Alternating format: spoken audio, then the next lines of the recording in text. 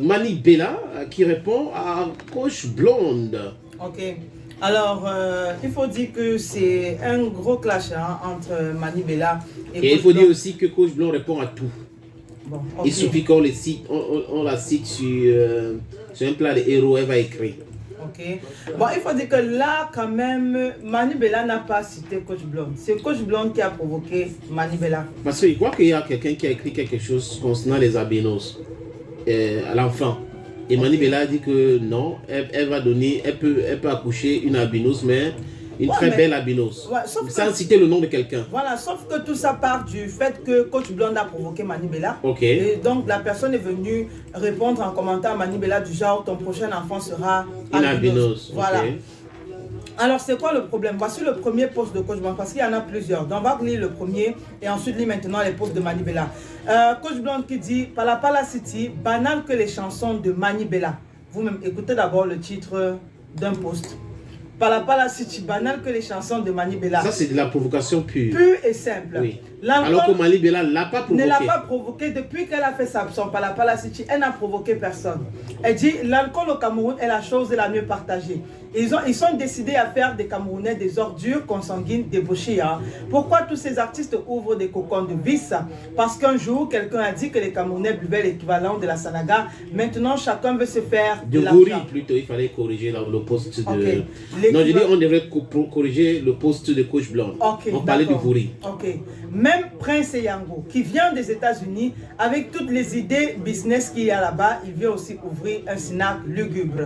Ça veut dire que même là, Prince Yango a pris balle perdue. Oui, un snack lugubre. Voilà. Du côté de... Mais lui, il a plutôt un cabaret. À Konsamba. En Konsamba, ouais. Bon, après, non, il a pris balle perdue. S'il veut demain, il vient répondre. Non, il ne peut pas. Yango manque quoi faire. Il est très élégant pour des choses comme ça. Elle dit, je constate que Mani Bella n'est pas si sulfureuse que ça. Elle joue un rôle de femme vulgaire et extravertie. Au fond, c'est une petite timide. Son business est aussi frêle qu'une pucelle à l'aube d'un matin virginal. Tout comme Planète Ponce de Lady Ponce, qui est tombée dans l'oubli, comme la carrière de Dexy, Palapala City subira le même sort. Pourquoi? Parce que vous ne vivez pas dans votre époque, vous êtes en 2024, tandis que votre vision est calée en 1996, à l'époque des circuits où on faisait la vente de piment après 2 bières achetées. Aussi parce que Mani Bella fait un business qui ne reflète pas trop sa personnalité. Mani Bella, tu es vilaine fille, tu es extravagante et c'est ainsi qu'on te connaît.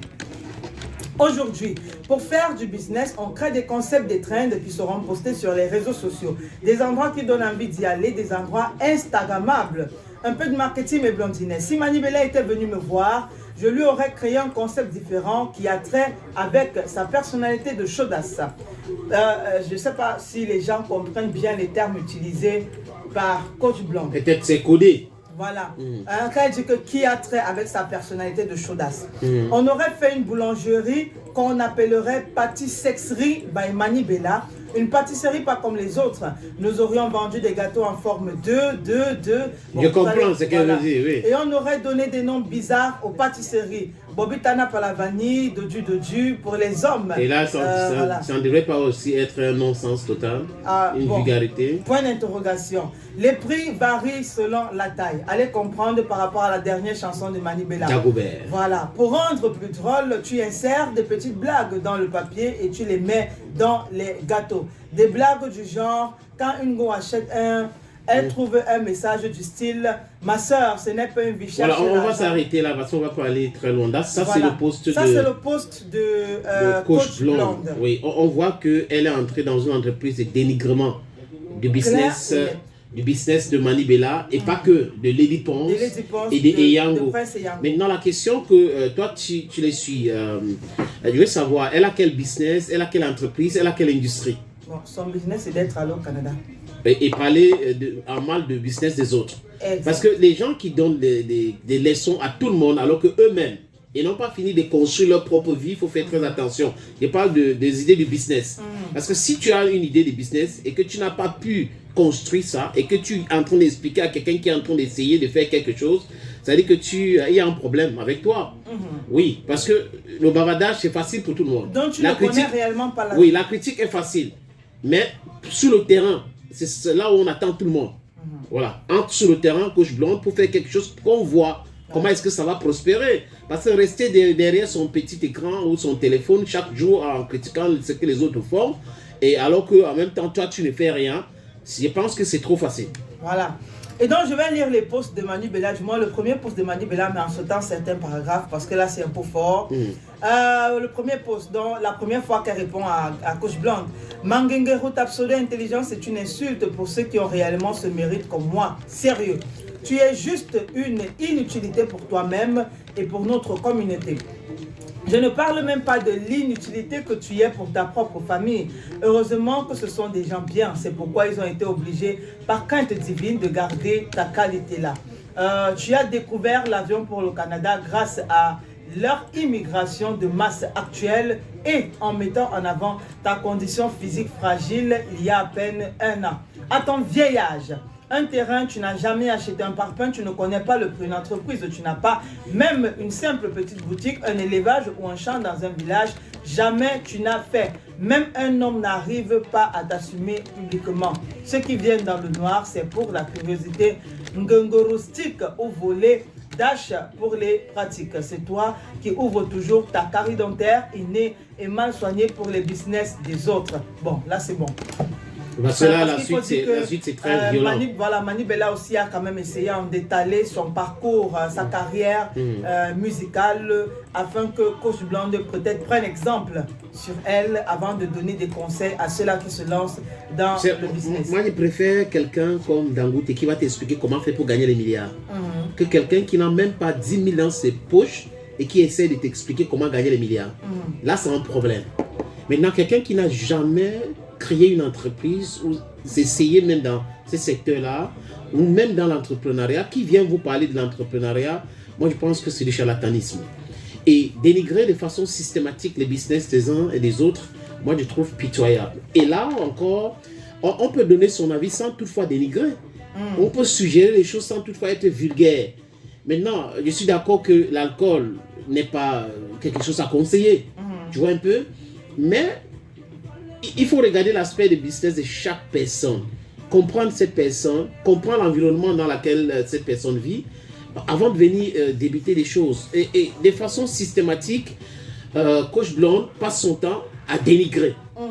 On aurait aimé qu'elle essaye de proposer des choses à tout le monde et qu'elle-même, elle applique ses différents conseils sur sa propre vie pour voir comment ça marche. Et tu sais, on prêche aussi par exemple. Hein. Ouais. C'est des bons exemples quand tu dis des choses et tu fais des choses, les gens vont venir copier pour avancer. Je pense que c'est cela. Les RS sont arrivés, bon, on aurait aimé que ça nous aide, mais c'est en train de créer des problèmes inutiles. Voilà.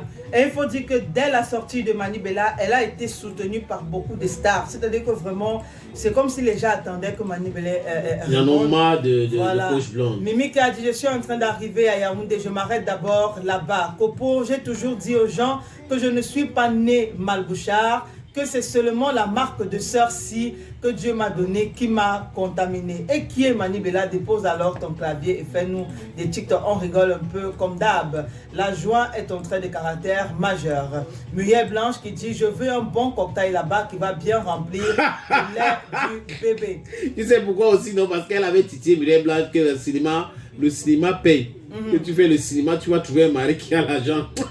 Bon, il faut dire que c'était vraiment chaud. Hein. Les gens ont soutenu Manu Bella et d'autres personnes qui estimaient que pour ce tour spécialement, on ne devrait pas soutenir Coach Blonde. Ou du moins pour ceux-là qui estiment que Coach Blonde fait partie de la catégorie des personnes fragiles, elle devrait commencer par comprendre qu'elle ne peut pas s'attaquer à tout le monde. Non, tu ne peux pas prétendre être fragile et tu t'attaques à tout le monde. À tout le monde, n'importe comment. Si tu commences des problèmes et que tu attaques tout le monde, j'ai regardé une vidéo dans l'avion où une femme s'est levée, elle a commencé à regarder son téléphone qui était tombé juste à côté de sa chaise. Elle accusait quelqu'un derrière, un monsieur. Elle a dit au monsieur là que c'est toi qui as volé mon téléphone. Le monsieur dit voler ton téléphone, c'est-à-dire quoi? Aidez-moi monsieur de se lever. Le monsieur veut parler, elle gifle le monsieur. Le monsieur lui dit quoi? Que je te donne jusqu'à 5 pour que tu demandes pardon. Parce que là, je n'arrive pas à supporter ce que tu viens de faire. Elle a dit qu'elle ne peut pas, que le monsieur doit lui donner le téléphone. Et le monsieur a réagi brutalement. Voilà. Donc, il y a des gens dans l'avion, on dit clairement que c'est la défense, c'est la légitime défense. Donc, vous ne pouvez pas être fragile. C'est vous qui êtes fragile. C'est vous qui attaquez tout le monde à tout moment, même pour rien. Bon, Mani Bella quand même a fait une promesse qu'elle ne parlerait plus de ce problème. Donc, elle a laissé tomber. Elle a dit que même si c'est comment, elle ne va plus parler. Voilà, donc je pense que c'est la meilleure façon de l'ignorer aussi. Aussi. Donc, pour le moment, c'est calme. Oui, je pense qu'elle veut exister toujours en attaquant les autres. C'est sa façon. Elle a trouvé peut-être Mani Bella qui n'était pas dans son assiette. Oui. Et ça a été très violent. Qui a dit, maman, je vais te répondre maintenant. Ok.